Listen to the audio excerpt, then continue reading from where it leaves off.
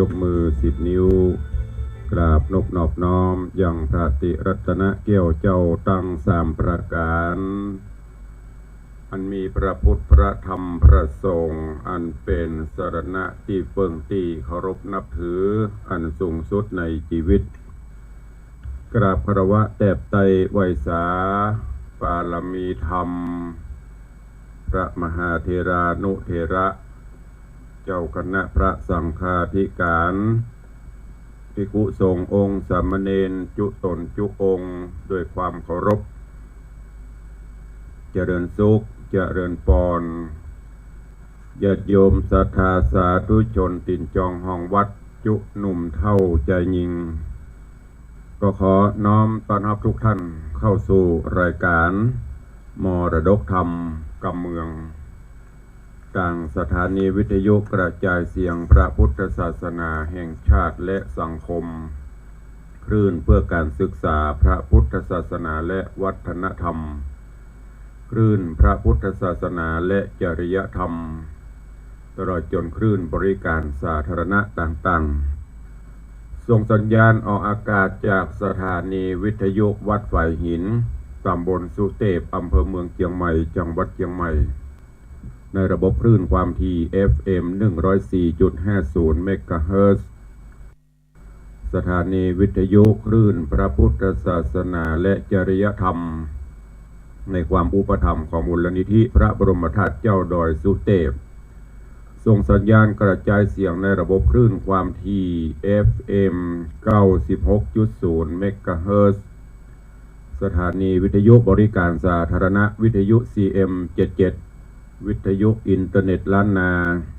ส่งสัญญาณกระจายเสียงในระบบคลื่นความถี่ FM 97.5 เมกะเฮิรตซ์ ตลอดจนวิทยุชุมชนเสียงต่ำสายห่อกระจายข่าวตามวัดวาอารามตามหมู่บ้านต่างๆพร้อมกันนี้ก็ขอกราบถวายการต้อนรับถวายความเคารพครูบาอาจารย์พระเจ้าพระสงฆ์องค์สามเณรที่ได้เข้ามาติดตามรับชมรับฟังตลอดจนเจริญพรต้อนรับ สาธุชนญาติโยม FC แฟนรายการทุกท่านที่ได้ติดตามรับชมรับฟังทั้งภาพและเสียงการไลฟ์สดรายการมรดกธรรมกำเมืองทางFacebook ไลฟ์ของสถานีมรดกธรรมวัดวังสิงห์คำทางทีวีวัดไฟหินทาง104ธรรมะคลายเครียดตลอดจนหน้าจอ Facebook ไลฟ์ญาติธรรม FC ที่ได้เข้ามาแล้วได้เมตตาเผยแพร่ธรรมร่วมกันโดยการกดแชร์เสียงบุญแชร์เสียงธรรมนี้ไปยังกลุ่มเพื่อนๆของท่านเพื่อที่จะได้ติดตามรับชมรับฟังเสียงธรรมะพร้อมๆกันรายการนี้ดำเนินโดยกล่าวกับผมอาตมภาพพระครูวิสิตศรีลาภรณ์เจ้าคณะตำบลป่าแดดเจ้าอาวาสวัดวังสิงห์คำตำบลป่าแดดอำเภอเมืองจังหวัดเชียงใหม่เป็นผู้ดำเนินรายการก็จะได้น้อมนำเอารายการธรรมะสารธรรมคำสอนแบบปืนบ้านล้านนารักษาหีดหอยมรดกธรรมกำเมืองรักษาหีดหอยกำอู้กำจ่าภาษาท้องถิ่นแบบล้านนาเมืองเหนือมาเทศนามาอู้มาจากกับทุกท่านตั้งแต่เวลานี้เป็นต้นไปกราบขอบพระคุณท่านผู้อำนวยการสถานีทุกสถานีอนุโมทนาขอบคุณครูบาอาจารย์ท่านเจ้าญาติโยมศรัทธาสาธุชนที่ได้ติดตามเป็นกำลังใจติดตามรับชมรับฟังมาโดยตลอดก็นำปากันในวันนี้อากาศก็ครึมอยู่ในห้วงตองฟ้าหน้าฝน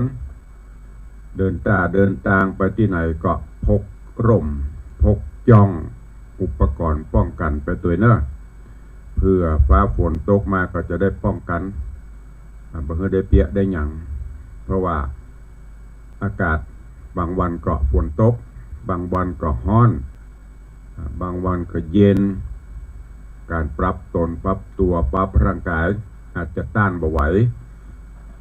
เมื่อรู้สึกบ่ค่อยสบายก็กินยาอย่างน้อยก็พาราพกพาติดตัวไปตัวพร้อมก็ดีก็ด้วยความเป็นห่วงจากทางรายการเนอะวันนี้ก็ขอเพื่อเป็นวันแห่งความสุขของทุกท่านแม้นจะเดินทางไปแห่งหนตำบลใดทำธุรกิจที่ไหนก็ขอให้เดินทางโดยสวัสดิภาพได้พ้นจากภัยได้ไกลจากเวรสะพัดทุกข์เข็ญอันตรายจะได้มากำกายละวีประกอบกิจธุรกิจใดๆก็ขอให้มีความสำเร็จผลสมดังมโนในไฟอ้างเหมือนกันทุกท่านทุกคนตัวเองก็ปากันวันนี้ก็มาฟังกันต่อเนาะในเรื่องราวของพระธรรมเทศนาพื้นบ้านล้านนาสุริยคราชกุมารที่ได้นำมาเทศนาฮือกับญาติโยมทั้งหลายได้รับฟังกันแล้วก็ตารายการก็ก้อยมาอู้มาจ๋าก้อยมาพบมาปะสนทนากันบ่ว่าจะเป็นตั้งหน้าจอบ่ว่าจะเป็นตั้งบ้านตั้งจองตั้งหน้าใหม่ตารายการก้อยพบปะกันเนาะก็เรื่องราวของสุริยคราชกุมารลำดับการมาถึงภูกที่7ที่ตุลุงได้เทศนาฮือท่านทั้งหลายได้รับฟังจบไป1ตอนวันนี้ก็มาฟังกันต่อในตอนที่2ก่อนที่จะได้เทศนาต่อก็ขอนำเรื่องราวในตอนที่1ของภูกที่7มาอู้จาฮือกับทุกท่านเพื่อที่จะได้ปฏิบัติต่อเนื้อหาสาระเรื่องราวใจความในตอนที่แล้วลำดับลำดามาถึงโพธิสัตว์เจ้าสุริยคราชได้เข้ามาสู่บ้านสู่เมืองแสงคำมันเป็นเมืองป่อของตัวเก่าเมืองเดิมก็ได้อยู่ด้วยความผาสุกร่มเย็นแต่ว่าสิ่งองค์ประกอบหรือว่าสิ่งประดับบุญญาบารมียังบ่ครบเตื้อ นั่นก็คือขาดจ้างสารกู้บุญบารมีหรือเป็นห้องว่าจ้างเผือกแก้วงางอนแม้กระทั่งอย่างเฮาฟังธรรมมหาเวสสันตระหรือว่ามหาเวสสันดรเปิ้นก็จะมีจ้างแก้วจ้างเผือกเป็นกู้บุญบารมี อันนี้ก็เช่นเดียวกันสุริยคราชปกครองบ้านปกครองเมืองยังมีจ้างกู้บุญบารมีฮ้อนถึงองค์อมรินทร์พระอินทร์เจ้าฟ้า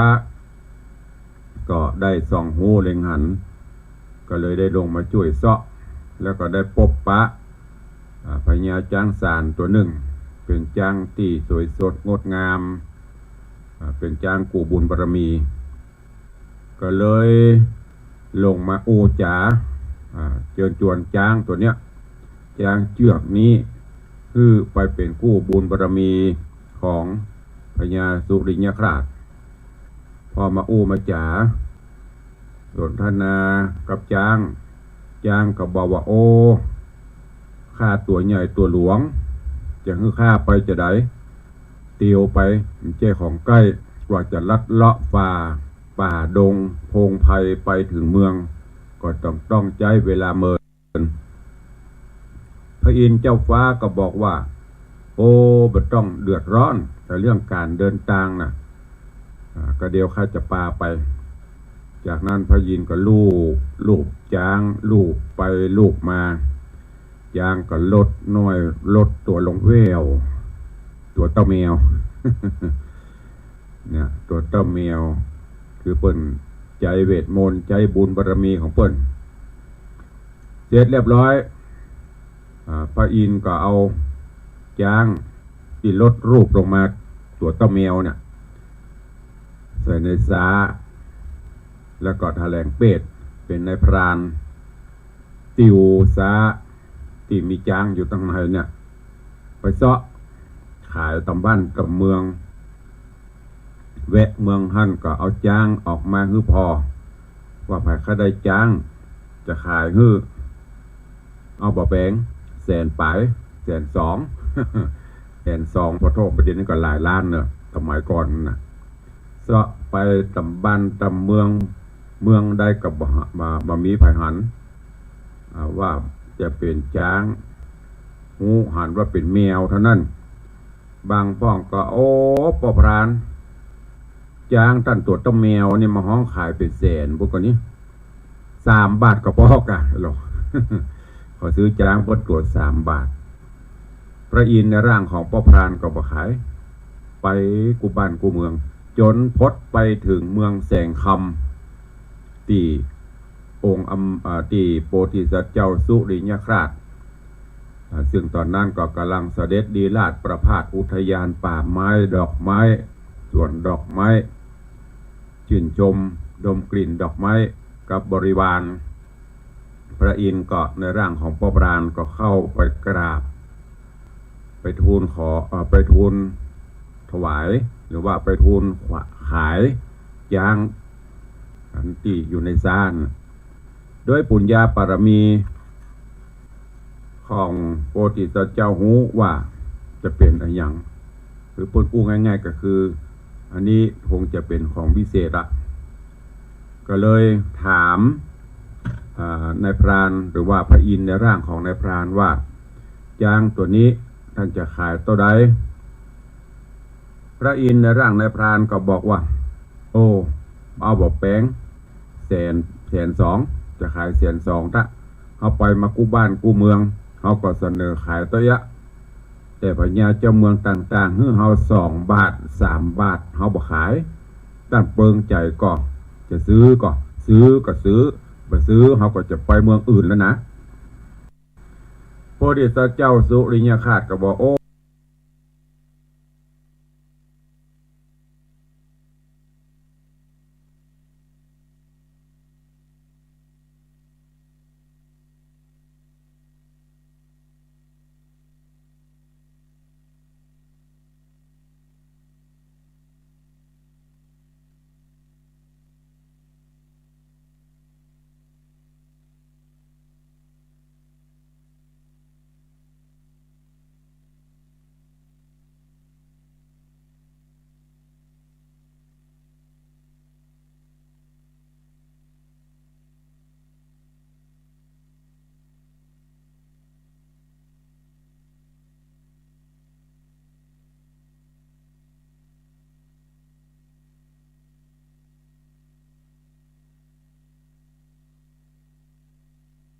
โอ้ตกลงเขาจะซื้อไว้จากนั้นก็เนี่ยพระอินทร์ก็บอกว่าโอ้บัญญัติท่านเจ้าจางตัวเนี้ยถ้ามันได้กินบะม่วงคำหรือว่าบะม่วงมันก็จะใหญ่ขึ้นมากำเดียวนั่นแหละรูปเดียวยาวใหญ่สูงใหญ่ละเหมือนจางทั่วไปเนี่ย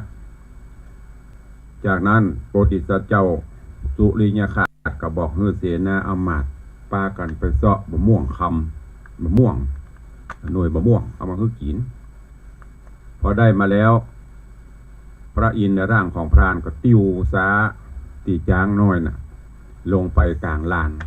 แล้วก็เอาบะม่วงคือกินพอได้กินบะม่วงจางตัวนี้ก็ใหญ่ขึ้นมาเหมาะสมถูกลักษณะเหมาะสมเปิงกวนเป็นจ้างกู้บารมีเป็นที่ชื่นชมของสุริยคราชและเหล่าเสนาอมาตย์ข้าทาสบริพารที่ได้หันนั่นเปิงอกเปิงใจกันกู้คนจากนั้นพระอินทร์ในร่างของพ่อพรานเมื่อสมปรารถนาเสร็จเรียบร้อยสมวัตถุประสงค์ที่จะมาช่วยเสาะจางฮือโพธิสัตว์เจ้าสุริยคราชแล้วก็กล่าวกรรมอำลาพ่อพญาสุริยคราชพร้อมกับบอกว่าสิ่งของเงินทองที่จะเป็นกล้าซื้อกล้าขายจางนั้นข้าบัดเจ้าขอบฝากไว้เนอภายใน3 วัน 7 วันถ้าข้าบัดเจ้าบอกมาก็ขอยกยื่นถวายตาลเนอไม่ต้องห่วงต้องหามะแต่ว่าถ้าจะเอาจะได้มีเวลาหรือโอกาสก็จะปิกมาเอาภายใน3 วัน 7 วันนี้จากนั้นก็ปิกปอกขึ้นสู่สวงสวรรค์ชั้นฟ้าเมื่อได้จ้างตัวนี้มาเป็นจ้างคู่บุญญาปรมีเปิ้นก็เลยจัดเฉลิมฉลองสมโพธิมีมหรสพปางใหญ่ปางหลวง3 วัน 7 วันพร้อมกับส่งข่าวนี้ไปยังพญาเจ้าเมืองต่างๆและแห่งประการหนึ่งก็คือหมู่เสนาอมาตย์ข้าราชการผู้ใหญ่ก็ใครฮือโพธิสัตว์เจ้าเพราะยังบอกว่าเพิ่นมีเกษนากู้ข้างอยู่ในเมืองนาคุนก็นึกว่ามีกู้มีกิมก็ใครฮือมีกู้มีกิมมีมเหสีปกครองบ้านเมืองเป็นกู้บารมีตัวเองก็เลยปกเป่าข่าวสารนี้ไปตัวเองเพื่อมาชื่นชมจางกู้บารมีพร้อมกับเมืองไหนที่มีลูกสาวก็เพื่อนำมาตัวเพื่อว่าโพธิสัตว์เจ้าจะถูกใจจะชำเลืองพอและจะเลือกเป็นกู้ในตอนที่แล้วตุลุงได้เทศนามาถึงตัดที่นี้วันนี้ก็ฟังกันต่อในเรื่องของสุริยคราชกุมารผูกตวนที่7ตอนที่2เป็นลำดับไปณโอกาสบัดนี้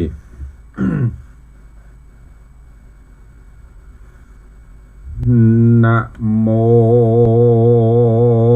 ตัสสะภะคะวะโต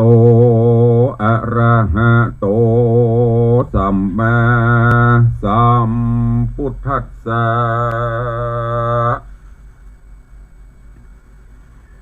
สาธุโวฟังลาโสตุจนะสัพพุริสะตังหลาย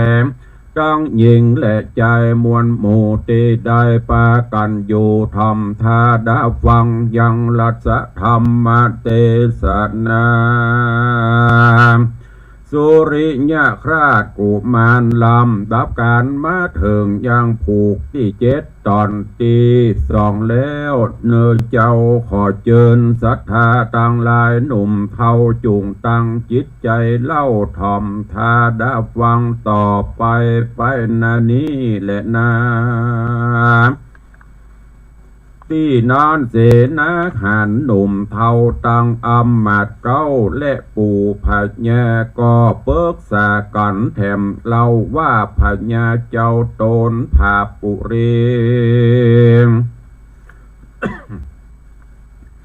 กวนเฮาดีเสาะไซหาบมากวนจักดามหรสพปังใหญ่ส่งข่าวใจไปหาพญาต่างดาวตุกตัวดาวภาปุเร คือเอาบุตรีงามแถวมาแอวเล่นปล่อยเฮาแย้มนอนก็จักเจินพระปิงเป่าหนอไทยไปแอวไกลตอดตาแยงแม่นเต้าหักแปงกิ่งก้อยยังนาดน้อยนางใดเฮาก็จักไปขอสู่เอามาอยู่เป็นเตวีกวนจะเล่นนาก่อนจากก่อนดังนี้แล้วตั้งอำมาตย์แก้วและเสนาก็เข้าไปหายังมหาสัจเจ้าไขเล่าเก้าเฮือได้โหจุประการเมื่อนั้นนอโปธิญาณโตนผ่านแผ่วได้ยินแล้วก็จริงใครจะวัดดูราเสนาเฮยมวลหมู่ก้าอันอยู่ในโรงกันสูอย่าเอาการสร้างแต่งจักเป็นตุกแห่งเจ้าเมืองแม่นสู่เครื่องใจใครใดยังนางนาไทยเตวีก็บ่ฮือมีฮ้อนไม่กูจักเสาะไส้ตามใจจักอยู่ไกลหรือว่าไกลเตียงจักใดบ่ทรงกาแม่นกูหาบ่ได้ยังเกี้ยวดอกไม้ยอดนารีนายปัตตาวีแผ่นกวางกูก็จักอยู่สั่งเองเดียวและนาทีนั้นเสนามวลหมู่ลวดดับอยู่บ่เจียนจาก็เอากันลาไปสู่ยังตีอยู่แห่งตนก็มิงหันและนาเมื่อนานโพธิสัตว์ตนพองเพวก็เอาแก้วที่ปัจจคุมาส่องก็หันตัวห้องแดนดินดังเมืองอินและเมืองนาคในน้ำก็หากเล็งหันแผ่นดินตันก็หันทีหันตุกที่งามตาเจ้าก็เล็งไปมาจะใจเปื่อเสาะหานางนาอาทายบุญเรืองก็หันใส่เมืองอันหนึ่งใหญ่วางคนอยู่สร้างมากหลวงหลายเต้าบุญภายตนเอกอังเป็นเจ้าจ้างภาพปารามีชื่อว่าพญาพรหมตัตมหาราชอยู่ภาษาเก้ายอดใส่สีนางเตวีนาไทยมีชื่อว่าได้ปะภาวะดีเป็นเตวีเนบคังอยู่ภาษาตกวังคำขามีบุตรตาคนหนึ่งองค์อาจชื่อสังหตราชบุญมีถ้าโรงฤทธิ์ใหญ่กวางเต้าเจ็ดตัวจ้างปลายสารบีใจหันอยากจะใจเก่งกล้าดังเสือเมเจ้าก็มีบุตรีแถมคนหนึ่งเล่างามบ่เศร้าเหลือตาเป็นดังเทวดาฝากฟ้านางนอละมีชื่อว่าจันตะรังสีก็มีเลดนาก้อนนอกกระสัตราหันแล้วในหน่วยเกลียวดวงใสก็มีใจกิ่งหอยกับนางนาดน้อยแป้งเมืองพระบุญเรืองไปหูว่านางอยู่เมืองใดไกลหรือว่าไกลเจ้าหนอทายพอสุดตามก็หันสกุลนานกแลตัวหนึ่งงามอาจอยู่ที่ไกลนางนาคจันตะลังสีเจ้าใจดีพองเพวก็คือเสียวเกลียวไปหา ยังสกุลนานกแลตัวหนึ่งฉลาดอันอาจหูกู้ภาษาก้อนแห่มาได้แล้วเจ้าตนเกี้ยวทะลงกูลเอาเข้าตอกศูนย์น้ำพึ่งและน้ำอ้อยหวานจื้อเอินจอยฮึมันกินเป็นอาจีนบอกขาดนกจะหลาดหูเหลือคนก้อนเถิงวันเดือนมนโจกใหญ่เจ้าหนอดไทยก็เขียนลายสารไปหานางนงครานนอเต้าอันอยู่ต่างดาวแดนไกลเอาไม้คำเส้นแลบมามัดแอบปอมคอสั่งสอบนกแก้วหือหูแล้วจุอันเตนาพรหมเสนาผู้องค์อาจหูฉลาดตังมนก็เอามือตนลูบหลังนกแก้วลูบควายแล้วตั้งลายสารแม่นไผมาปานถูกตองเตี้ยงมีใจเกี่ยวข้องบอนหาเจเลนาที่นั่นกษัตริย์นอดเนาตนเป็นเจ้านั่งห่อใจยื่นนกไปต่อหน้าปล่อยขึ้นฟ้าบาดเดียวนกก็บินเร็วบ่จะว่ายนาสู่หนเดือก็มีหันและนาอ้อนว่านกแลตัวองค์อาจจะหลาดหูเหลือคนบินไปบนฟากฟ้าค่ำดันป่าดงตัน15 วันก็หอดเมืองเกียวยอดปาราณสี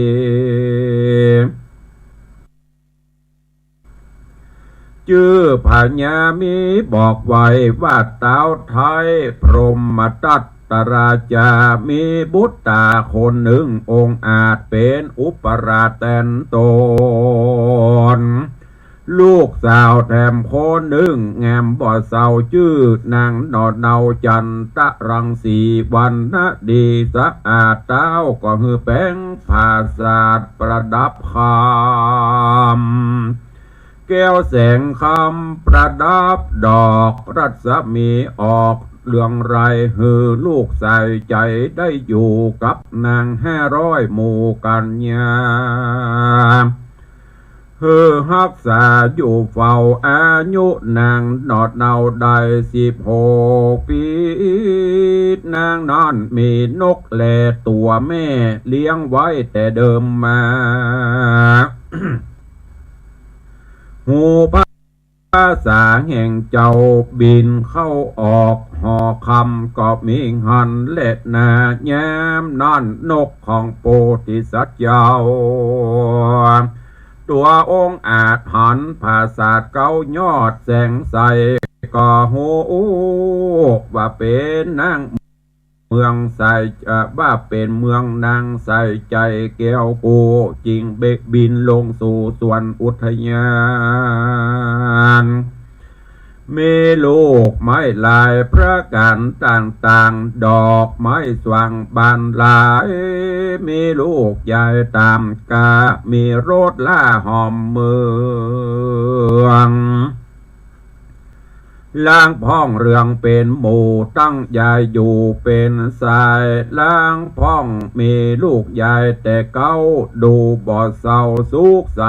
หน่วยแก้มใบห้อยหย่อนล้างพ้องมีดอกซ้อนเป็นกอหันปอ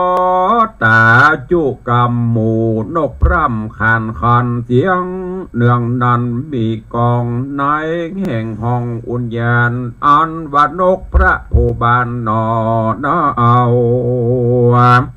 ก็บินเข้าสู่เฟยนาจับสาขากิ่งไม้ตาเสาะใส่หูฟังก็มีหันแลนาต ตอสมิงคะเนในขัดนานอนใส่อันวัดนางนาไทยจันทรังสีก็จ๋ากำดีอ่อนอ้อยแก่นางนกน้อยและเขียววัดดูราสมจะเหลวเฮ้ย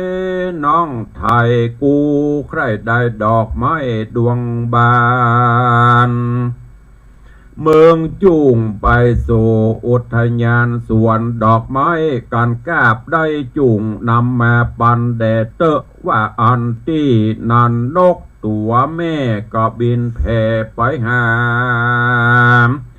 สวนบุผาดอกไม้ลวดเสาะไซเข้าเฟยหนามีสาขาห่มกวางตี้นกพระเจ้าจ้างอยู่จำก่อนไผ่บ่อสอนมันหากหูจริงกล่าวอูเจียมจามว่าโดราปี้เป็นเจ้ารูปบ่เศร้างามตาข้าบ่หันมาแต่เก้าปี้เป็นเจ้าอยู่เมืองใดจะไปไหนและมาฮอดมาย่างจอดสาขาที่นี่นั่นจะว่าอันที่นั่นนกแลเขียวตัวองค์อาจอันจะลาดด้วยปัญญา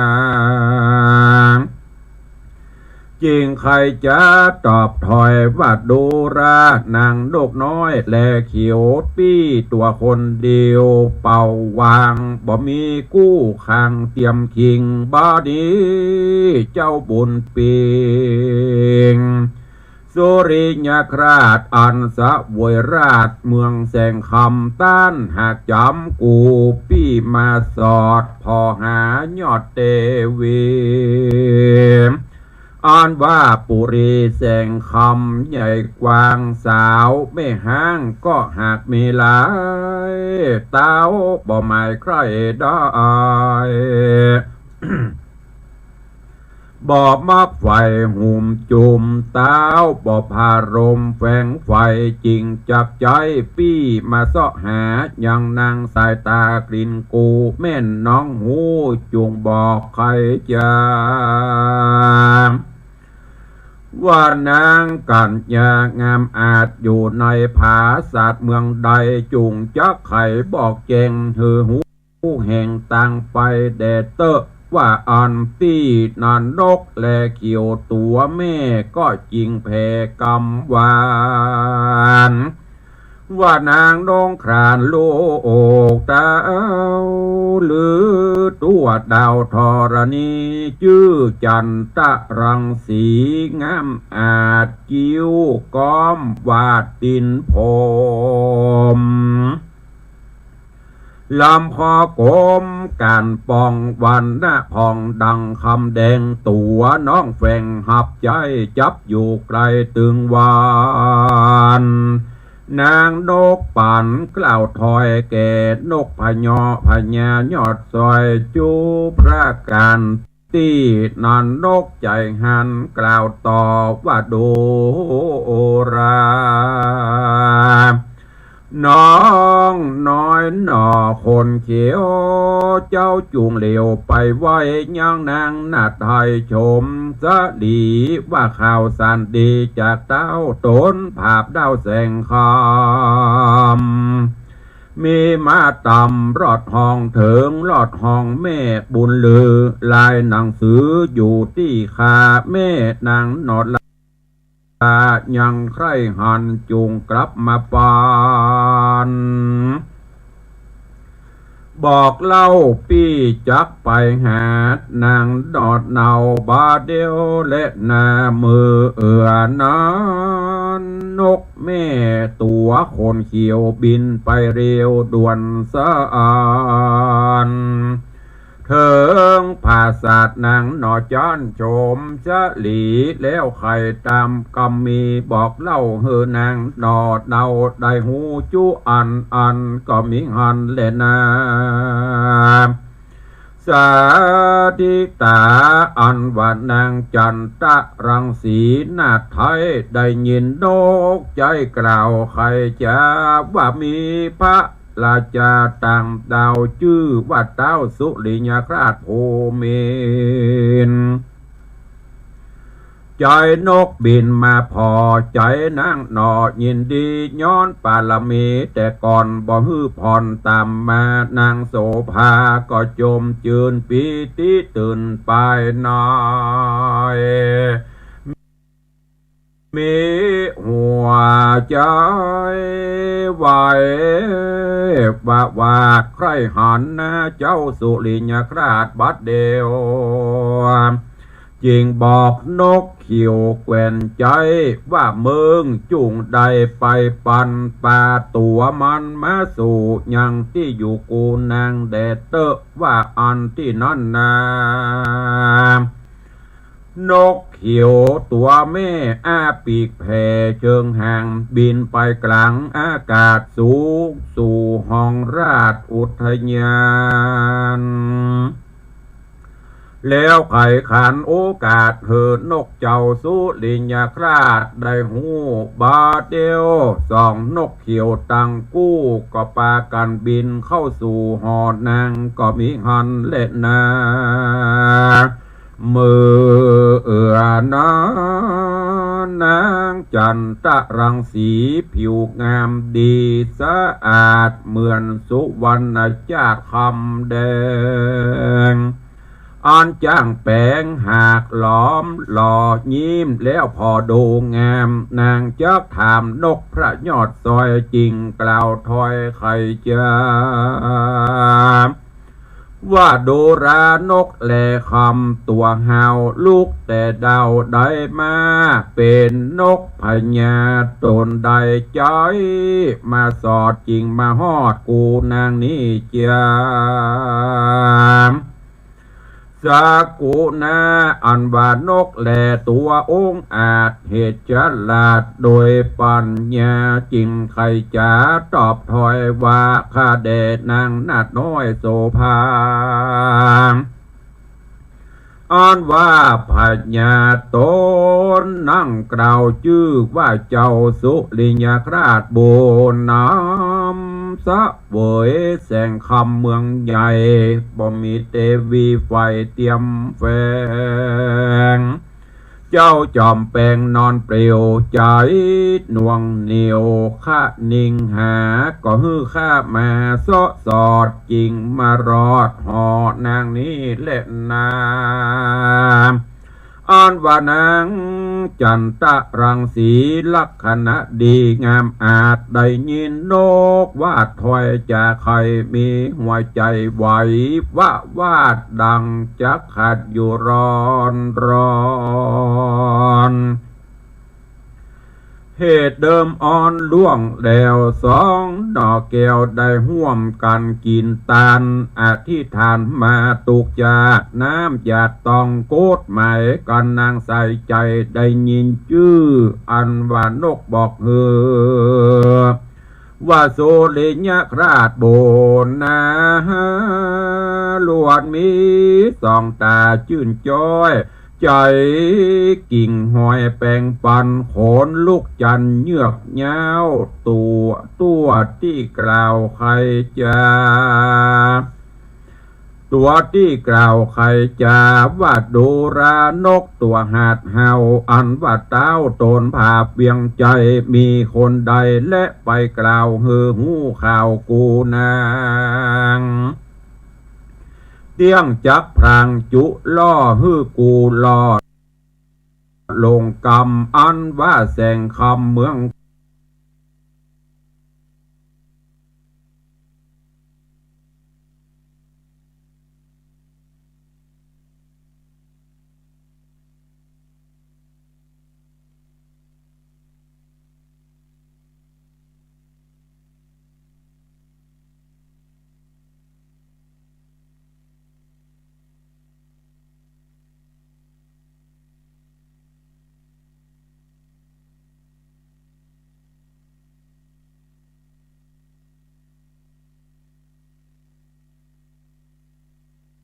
เบาสาวบอดเหล่าบ้านนอกว่าการราชธิดากลิ่นกูยังใครหูตามการจูงเอาสารพระนอนเอาออกอ่านดูเล่าความในแดดว่าอันเมื่อนอนนางจันตะรังสีหน่อไทยก็เข้ามาใกล้แล้วกำเอาสานหัวใจบานจื่นจอยอ่านตุกถอยตุกตัวหัวใจหนูนองแนวเหมือนจักได้หันหน้าเต้าอยู่เตรียมแยงใจฮับแป่งบ่แล้วเหตุสองนอเกียวเคยห่วมกันมา โดยคาถาวิเศษพัญญาติเตเจียงคันอันพรหมเสนาหารเสกไว้ติดสานใจตัวมาราชธิดาถูกต้องลวดใจของอาลัยฮอนเหมือนไฟมาเอานางนอดเนาปันเววาแล้วก็บอกสกุลนกแก้วฮือไปเล่นล่าแอวตั้งสองก็มีหันเล็ดนาก้อนว่าสองสกุลบินไปเล่นแล้วนางนอแก้วก็เขียนสารถึงพระโอบานสุริยคราชเป็นบทบาทลำนำว่านกแลคำบินไปฮอดสละแก้วยอดในดงนามีปูปากุ้งนิวเล่นสอดเสียวไปมาดวงโบผามีลายแหล่เต็มจุเงตะปังขาวเขียวปังเหลื่อมสองวันนะพองต่อตาซอดนาเป็นหมู่มาเรียบอยู่หิมนองมีดอกบัวตองดวงใหญ่ก้านใบควายโซนสารยังบ่อบานเป็นดอกพงจักออกเป็นจีดน้ำนามีบังไว้แม่เพิงบอกไกลเตรียมแปลงทุกวันแรงอยู่เปรียวเที่ยงจักบานหิวกลางนองโต๊ะกลางฟองน้ำกวางบาดนี้มีข่าวอาญาหงตัวใหญ่จะรมมันเตี้ยงดอกไม้บ่บิดเบียงไกลกราเลนานิติตังขีญาสังวันนาวิเศษจาห้องเหตุธรรมเทศนาสุริยะคราชกุมารผูกทวนเจตตอนที่สองก็บังโกมสมเร็จส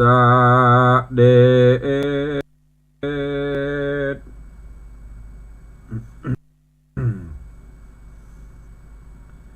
สาธุชนญาติโยมทั้งหลายได้สดับรับฟังพระธรรมเทศนาปืนเมืองเหนือสุริยะคราชกุมารผูกทวนที่7จบปริเฉดไปแหมเนอะผูกที่7ละข้างแหมเกิง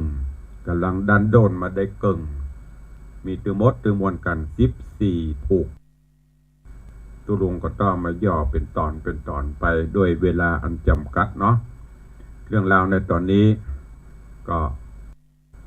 นกราชสารพร้อมกับนกเน็บปีกนกส่งราชสารไปหากู้ครอง แต่ก่อนนี้มันไปเจ้เหมือนมีโทรศัพท์เดียวเนาะก็เป็นยังไงประเดี๋ยวยกปิ้ง ขอไลน์พ่อม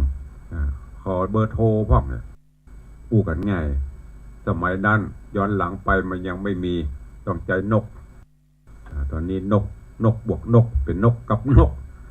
สื่อสารกันไปก้อยฟังไปเนอะเดี๋ยววันหลังตอนหน้าตุลุงเจ้าตอนนี้ไปสรุปให้ฟังเพื่อเพื่อลืมสรุปวันนี้เดี๋ยววันต่อไปถึงไหนแล้วตุลุงจะลืมเพราะฉะนั้นฟังแล้วเก็บไปก่อน เดี๋ยวไปมาสรุปมาฟังติดตามกันไปเนอะม้วนละเข้าสู่เนื้อหาสาระเรื่องราวต่างๆในตอนนี้ก็ปวงวางไว้เต้าอีก่อนเดี๋ยววันต่อไปก็ฟังกันเนาะเวลาก็โวยเนอะรับแป๊บก็เดี๋ยวก็จะหมดเวลาละก็ก่อนที่จะได้ผู้จ่าตักตายพี่น้องญาติโยมศรัทธาจะไปลืมเนอะวันที่2 ที่ 3 กันยาที่จะถึงนี้เชิญชวนทุกท่านน้อมจิตน้อมใจถวายมุทิตาสักการะงานทำบุญอายุวัฒนมงคล74 ปี54ภาษาพระเดชพระคุณหลวงพ่อเจ้าคุณพระธรรมเสนาบดีรองเจ้าคณะภาค7เจ้าอาวาสวัดพระบรมธาตุเจ้าดอยสุเทพเนอะเชิญชวนทุกท่านขึ้นไปไหว้ไปสาไปถวายมุทิตาสักการะโดยพร้อมกันถามตุลุงไปวันใดตุลุงไปวันที่3เนอะวันอาทิตย์ที่3ส่วนท่านใดไปก่อนก็เป็นมุทิตาหลวงพ่อได้ส่วนงานวันอายุวัฒนะครบรอบ60 ปี5 รอบ60 ปีของตุลุงในวังเนอะอุ่นเราจะจัดกันในวันที่16 17และหลีกหน้าฟ้าหน้าฝนไปเข้าสู่หน้าหนาวฮอตบรรยากาศจะเหมาะสมเปิงควรม่วนดีใครจะร่วมโมทนาบุญกับตุลุงจะไปว่าเมินเนอะวันเวลามันวยก็เดี๋ยวก็มืดก็เดี๋ยวก็ค่ำก็เดี๋ยวก็เสาก็เดี๋ยวก็ติดศีลหน้านี่เข้าภาษาจะได้เดือนนะบวยนะเพราะนั่นก็ท่านผู้ใดจะร่วมเป็นเจ้าภาพสังฆทานก็ดีต้นเงินต้นทองต้นเพชรสมทบกองทุนนิธิเพื่อใจจ่ายในการเผยแพร่พระพุทธศาสนาพัฒนาวัดวาอารามก็ดีรวมเป็นเจ้าภาพสังฆทานหรือจะนำโฮงทานเข้าป่าอาหารมาตั้งมาเลี้ยงกันก็แจ้งความจำนงเนอะตั้งแต่บัดนี้เป็นต้นไปตุลุงก็จะได้จดเอาลายหมายเอาชื่อไว้ตะวานี้ก็มีเจ้ามูลศรัทธาร่วมโมทนาบุญผู้โยมต่อมแก้วผลดีบ้านปะแกยงตำบลหนองเพิ่งอำเภอสระพีจังหวัดเชียงใหม่ร่วมโมทนาเป็นเจ้ามูลศรัทธารับสังฆทานชุดใหญ่1 ชุด 2,500 บาทก็ขออนุโมทนาเนอะกับโยมต่อมแก้วผลดีพร้อมครอบครัวมาณโอกาสนี้โดยประทับไปตายครูบาอาจารย์ตั้งหน้าจอก่อนเนาะก็เดี๋ยวก็จะได้ก็เดี๋ยวก้อยมาตั้งบ้านตั้งจองก้อยมาตั้งอันก็มันยังมีหลายจุดหลายตีนหลายขึ้นหลายลงอันใดนี่วันนี้ก็ตั้งหน้าจอ Facebook ไลฟ์กันหลายท่านใจคนเข้ามาเป็นกำลังใจอนุโมทนากับคุณโยมสลินทิพย์บุญเลิศโยมพี่อัญชลีคำกิติโยมพี่หมอมัฒนาอัมพันธ์เนอะน้อมกราบบารมีธรรมหลวงพ่อธรรมพระครูสถิตเจติยลักษณ์วัดเจดีย์แม่ครัวเจริญปอนโยมตู่โยมสุรัตน์เสาคำแล้วก็มีโยม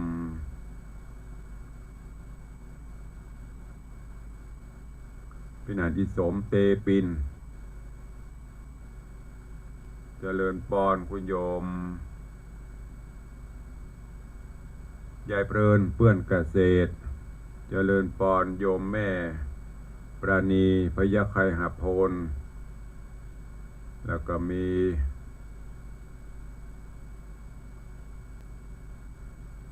โยมชนจันทร์ซ่อนคำเจริญปอนโยมแม่จันดีวิสุทธินันท์เจริญปอนโยม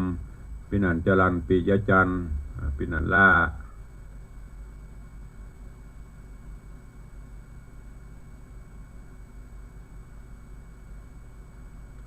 เจริญปอนโยมแม่ดาหวานคำบังเจริญปอนโยมแม่เลี้ยงทัดพิชาสุสิงคำเจริญปอนโยมพี่วิลองล็อกเชิดฟ้อนมีล้านนาแล้วก็ใครฮะ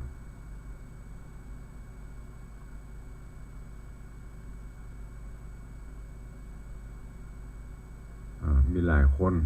มันไหลไป3-4เจิงพุ่นอันใดเป็นอันใดนี่ สุดท้ายอันโทรศัพท์ก็กระด้างเกิดเดึกตั้งโทรศัพท์มันเป็นอีหยังบ่เน็ตมันจ้ามันบ่เสถียรตักค่อยพ้องบ่ค่อยพ้องสู่มาอภัยเนอะเอาเป็นว่าขอบพระคุณทุกท่านที่ติดตามรับชมรับฟังก็เดี๋ยวตุลุงจะไปไล่ดูย้อนหลังไปไล่ตอบคำเนอะอันนี้ตั้งหน้าจอ Facebook ไลฟ์หลังไลฟ์กันเข้ามาไลฟ์ขออนุโมทนาขอบคุณตัวต่อไปจะได้ไปตักไปตายตั้งหน้าจอตั้งบ้านเดี๋ยวเวลาแถมหน่อยก็ได้จะน้อยใจครับมั้งเดี๋ยวเพื่อนมาตักละตั้งบ้านไปตักกันหน้าเฟซตั้งบ้านตั้งจองใครฟังอยู่จะอู้จะเอ่ยจะจ่าตุลุงเข้ามาได้เนอะ0817836540ตามปกติตักตายกันตายรายการสักเล็กน้อย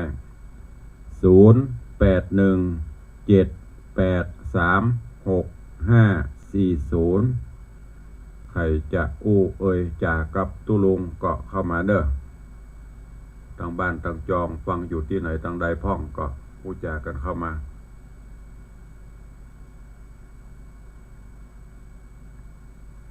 มีใครฟังสักคนละตั้งบ้านตั้งจองดักปิ้งบินบ่อยช่วงนี้แต่ว่ากะโยมก็โทรมาถามอันตุลุงพ่อเลี้ยงแม่เลี้ยงไปที่ไหนหมดอันเปิ้นบ่มาหาตุลุงแล้วกะยังบ่ได้ยินกูเตือนนี้กูเจ้าเนาะจะได้ยินพ่อเลี้ยง ก็หมู่กับเปิ้นนะเปิ้นมีงานของเปิ้นกะหามีงาน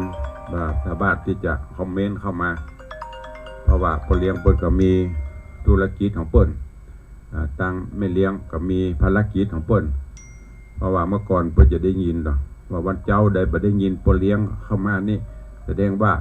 อันอย่างก็ตุลุงถ้าหยิบจัดโทษไก่มาละคนเก่าคนเดิมว่าจะได้ไม่ใช่จะฟังอยู่จะจบเนาะเจ้าจะไปแล้วจบได้เจริญพรแม่นวลเจ้าไว้สาเจ้าฟังอยู่ฟังตั้งแต่ถึงว่า3 โมงมาแล้วฟังสาธุเนอขอบคุณโยมแม่นวลยอดคำปันตะวานี่นำสำรับกับเข้ามาถวายเจริญพรฟังอยู่เนอเจ้าสาธุเจ้าขอบคุณโยมแม่อำไพกองราชตะวาขอบคุณเนอะโยมแม่นวลยอดคำปันได้นำเอาใบเมี่ยงใบเมี่ยงมาถวายลูกพับเก่าลักหลายๆอย่างมาถวายก็ได้แบ่งได้ฉันกันสาธุโอ้มาละหันมีแก่คนถามหาบ่ได้ยินเสียงพ่อเลี้ยงที่เข้าบลำช่วยจ่าครับโอ้โหฟ้าไก่แล้วเนี่ยเอามาถึงกับปูเลยโยมดีใจนักกินน้ำปูด่ามาโอ้โหไว้จ่าครับว่าพ่อเลี้ยงไปไหนหายบ่เดียวบ่ได้ยินเสียงว่ะกำฟังบ้านอยู่มีหน้านี่สาธุเนอบุญรักษาสาธุอนุโมทนาเนอเพิ่นฟังอยู่แต่เพิ่นก็มีภารกิจมีธุรกิจมีแต่คนถามหาอันกูเตือได้ยินเพิ่นจะคอมเมนต์ตุลุงประเด็นนี้อย่างดักตึงแม่เลี้ยงเพิ่นเลี้ยงไอ้โล มาละเพิ่นฟังแต่ว่าบางเตือก็ขับรถอยู่ปฏิบัติภารกิจมันสามารถที่จะหนีอันตรายพ่อเลี้ยงบอกก็จะบอกตลอดเจ้าก็ฟังอยู่นะแต่ขับรถอย่างตุลุงพ่อเลี้ยงเปิดขับรถเบนซ์ ไม่ใช่เครื่องบินส่วนตัวนะน้อยจะซื้อเครื่องบินส่วนตัวถวายตุลุงไอ้หรอกสาธุจาบดีวันเกิดวันครบรอบ60 ปีนี่เดี๋ยวซื้อเครื่องบินถวายโอ้โห ขอบคุณขอบใจทุกท่านเนอะอูกันโนใครหัวกันม่วนแซวกันเล่นไปยิ้มสดใสสดชื่นต้อนรับวันใหม่วันนี้เวลาหมดเวลาแล้วเนาะขอนำรายการจากทุกท่านไปก่อนเนอะปะกันใหม่วันต่อไปขอความสุขสวัสดีจงบังเกิดมีกับทุกท่านเนอะ ยัตตาโรธรรมาวัฏันติอายุวันโนสุขังปะลัง